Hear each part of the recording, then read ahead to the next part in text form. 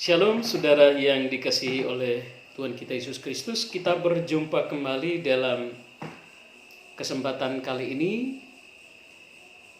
dalam penyampaian firman Tuhan. Hari ini kita akan belajar satu topik atau tema firman Tuhan, yaitu mengenal Dia, mengenal Yesus dan bersedia berjalan di jalannya. Ya, jadi tema ini bukan saja kita mengenal Dia, tapi kita juga harus bersedia berjalan di dalam jalannya. Kita baca dulu ayat pendahuluan kita. Dalam Keluaran pasal yang ke-33 ayat yang ke-13. Maka sekarang jika aku kiranya mendapat kasih karunia di hadapanmu, beritahukanlah kiranya jalanmu kepadaku sehingga aku mengenal engkau, supaya aku tetap mendapat kasih karunia di hadapanmu. Ingatlah bahwa bangsa ini umatmu. Nah, kalau kita pelajari dari pembacaan kita mulai dari Keluaran pasal 32, 33 dan 34, ayat-ayat tersebut berbicara tentang dialog antara Musa dengan Allah. Karena di tengah-tengah umat Israel dalam kepemimpinan Musa, banyak sekali di antara mereka yang bahkan hampir-hampir kurang percaya dan kurang yakin bahwa Tuhan itu betul-betul ada dan yang menyertai memimpin mereka. Mereka lupa bahwa Tuhan yang sudah mengeluarkan mereka dari tanah Mesir, dari tempat perhambaan, dengan berbagai tanda-tanda, dengan tulah-tulah yang Tuhan curahkan pada waktu itu.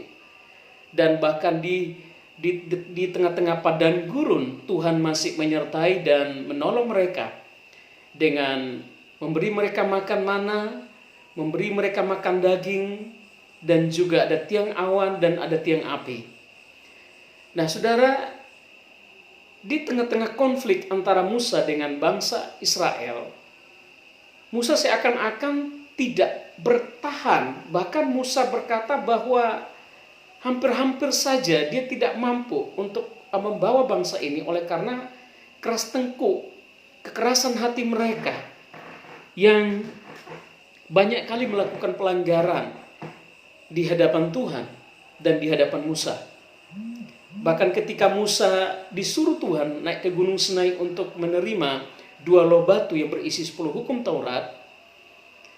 Dan ketika Musa naik pertama kali untuk menerima 2 loh batu itu, dia selama 40 hari lamanya. Dan mereka menyangka bahwa Musa tidak akan turun, mungkin terjadi sesuatu terhadap Musa. Sehingga mereka memberontak terhadap Harun dan Hur. Kemudian Harun menyuruh mereka mengumpulkan emas-emas yang mereka gunakan, mereka pakai, lalu kemudian membangun sebuah patung yang disebut dengan patung lembu emas, dan mereka menyembah itu sebagai tanda bahwa itu Tuhan mereka yang sudah menyertai mereka, menuntun mereka keluar. Dan itu satu kekejian di hadapan Tuhan. Oleh sebab itu ketika Musa turun dari sana, Musa marah dan dia lemparkan 2 loh batu yang berisi 10 hukum itu. Dan kemudian baru Musa kembali menerima 2 loh batu yang ditulis kembali oleh Allah. Nah, oleh karena itu dalam dialog itu Musa memberitahukan bahwa Tuhan harusnya menampakkan diri kepada bangsa itu. Mereka berkata bahwa selama ini Tuhan hanya berbicara kepada Musa dan Tuhan tidak berbicara kepada mereka. Tetapi sebenarnya Musa berkata bahwa aku yang sudah dipilih oleh Tuhan, aku yang sudah dipakai oleh Tuhan untuk memimpin kamu keluar, bukan atas dasar kemauanku sendiri, tapi atas dasar keinginan Tuhan. Dan saudara, kesimpulan dari dialog antara Musa dengan Tuhan itu, sebenarnya Musa ingin Tuhan menampakkan diri di hadapan bangsa itu, bahwa paling tidak Tuhan menampakkan diri dalam wujud sebagaimana umat Israel itu melihat wujud Musa.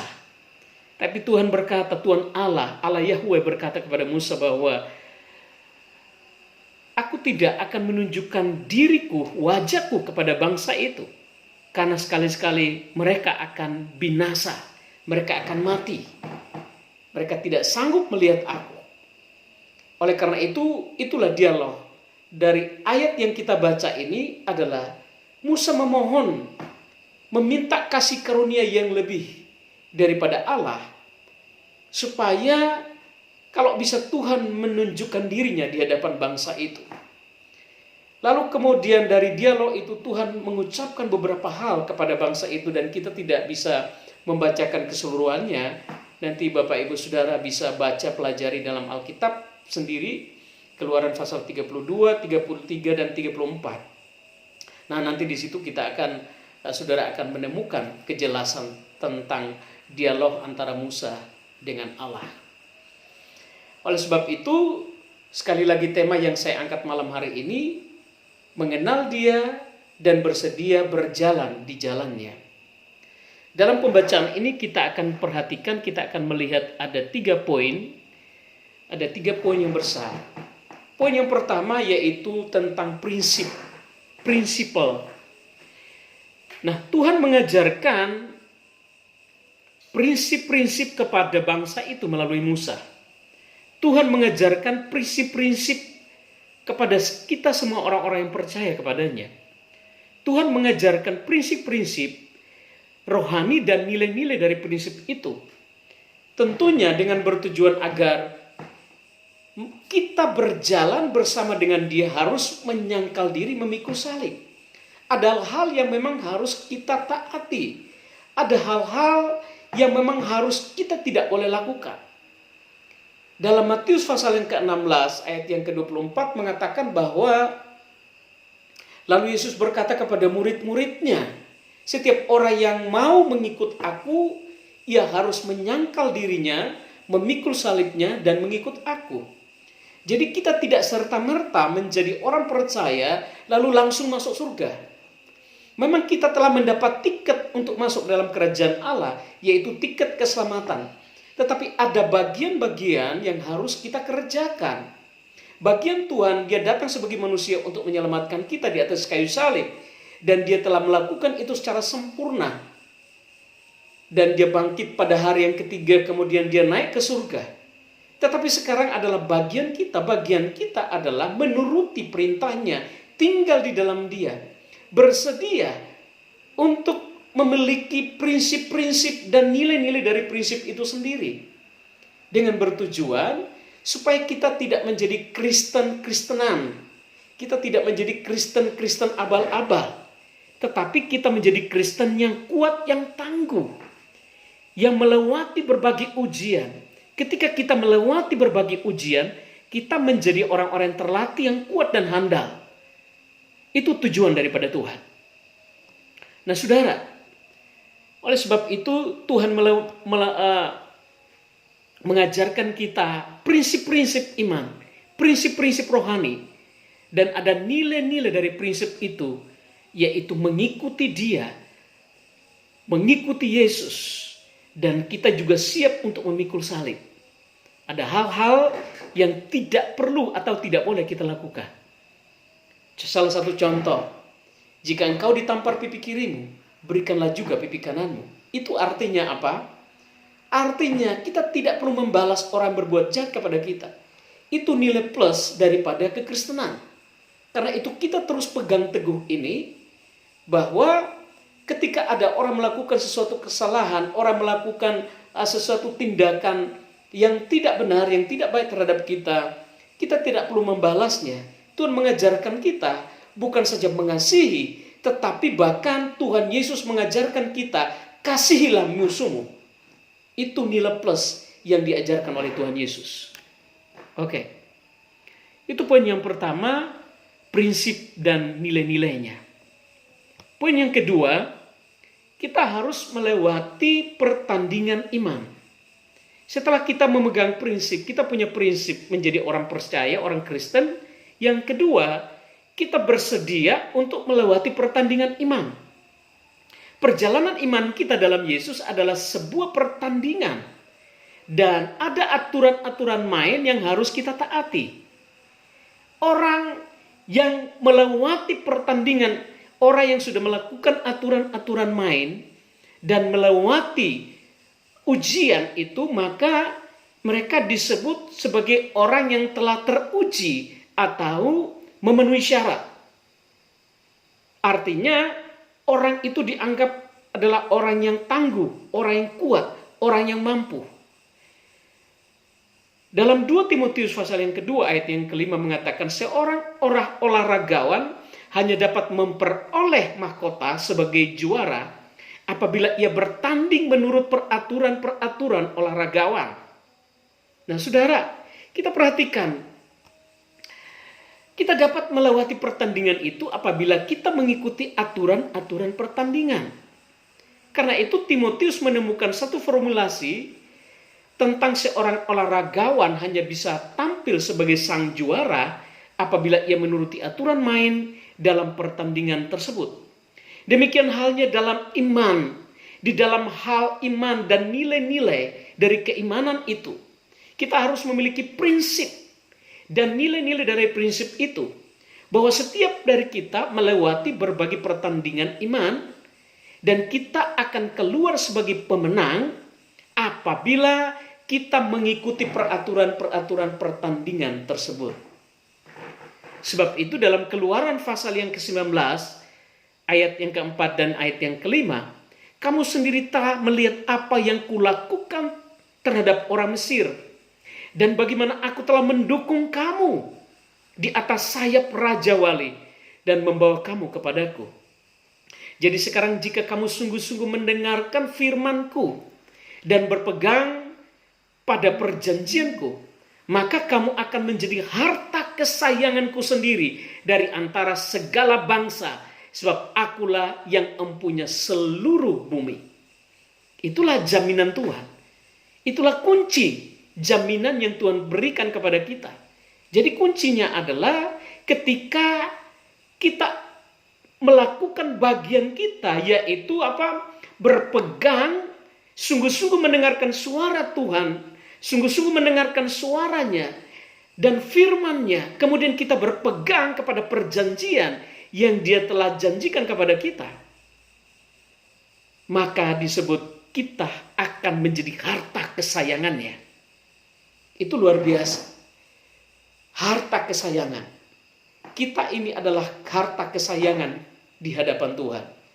Orang-orang percaya yang mendengarkan suaranya dan melakukan bagian-bagian kita, melakukan perintahnya, memegang teguh firman-Nya, akan menjadi harta kesayangan Tuhan. Sekarang kita masuk dalam poin yang ketiga. Jangan memberontak atau menoleh ke belakang. Ketika kita sudah maju, jangan pernah mencoba-coba untuk mundur dari iman. Karena orang-orang mundur dari iman atau orang memberontak, pasti mereka akan mati. Pasti mereka akan hancur. Tidak ada seorang yang mundur dari perjalanannya, dia menjadi orang yang berhasil. Kita perhatikan orang-orang Israel yang bersih tegang dengan pemimpin mereka, yaitu Musa. Dan mereka memberontak terhadap Musa dan ingin kembali ke Mesir. Saudara, bahkan mereka membanding-bandingkan kehidupan di Mesir, yaitu kehidupan dosa, dengan keadaan mereka yang sekarang, di mana Tuhan membawa mereka keluar dari perhambaan itu. Dan juga mempengaruhi orang lain untuk ikut di dalam agenda mereka. Mempropaganda orang lain untuk ikut di dalam apa yang telah mereka lakukan, yaitu pemberontakan. Dan tidak ada yang selamat dari antara mereka. Nah, kita perhatikan saudara yang dikasihi oleh Tuhan.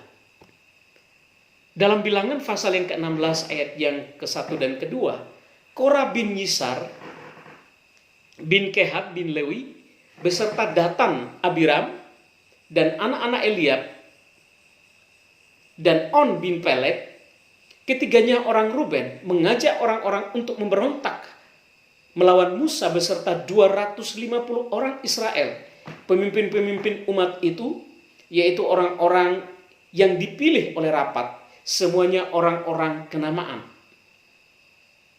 Ayat yang ke-31 kita lompat. Baru saja ia menyelesaikan segala perkataan itu, maka terbelahlah tanah yang dibawa mereka. Ayat yang ke-32. Dan bumi membuka mulutnya dan menelan mereka dengan seisi rumahnya. Dan dengan semua orang yang pada Korah dan dengan segala harta milik mereka. 33, demikianlah mereka dengan semua orang yang ada pada mereka turun hidup ke dalam orang mati, ke dalam dunia orang mati, dan bumi menutup mereka sehingga mereka binasa dari tengah-tengah jemaah itu. Ayat 35, lagi pula keluarlah api berasal daripada Tuhan dan memakan habis ke-250 orang yang mempersembahkan ukupan itu. Jadi kita perhatikan, orang-orang yang memberontak tidak ada yang selamat. Orang memberontak melawan Musa tidak ada yang selamat. Orang-orang yang memberontak dan ingin kembali, orang ingin menoleh ke belakang, pemberontakan di hadapan Tuhan, ya, kita perhatikan, tidak ada pemberontakan di hadapan Tuhan, berontak melawan Tuhan, berontak melawan pemimpin, akan selamat. Kalau kita tidak segera kembali, kita tidak segera sadar dan kembali kepada jalan yang benar, maka Alkitab mencatat mereka akan mati. Dalam Lukas pasal yang ke-9 ayat 62, tetapi Yesus berkata, setiap orang yang siap untuk membajak tetapi menoleh ke belakang tidak layak untuk kerajaan Allah. Jadi sekali Yesus tetap Yesus, sekali kita maju tetap maju terus sampai memperoleh mahkota kehidupan. Dan kita yakin Tuhan ada di pihak kita, Tuhan ada bersama kita, Tuhan turut bekerja sama di dalam segala sesuatu untuk mendatangkan kebaikan bagi mereka yang mengasihi Dia. Roma 8 ayat yang ke-28. Sebab itu, saudara yang saya kasih dalam Tuhan Yesus, pesan saya yang terakhir, tetap di rumah, lakukan pekerjaan di rumah. Kalau memang harus terdesak, kita harus keluar rumah, jangan lupa pakai masker, selalu cuci tangan bersih, selalu mandi yang bersih, jaga kebersihan, pakai masker, kemudian jangan bersentuhan dengan orang, jangan berada pada kerumunan. Tetap pada konsistensi iman percaya kita, berdoa terus, dan berdoa juga untuk bangsa dan negara ini, supaya Tuhan segera menghalalkan virus yang sedang melanda negara kita hari-hari ini. Puji Tuhan, kiranya Tuhan Yesus memberkati. Sampai berjumpa kembali. Shalom. Haleluya.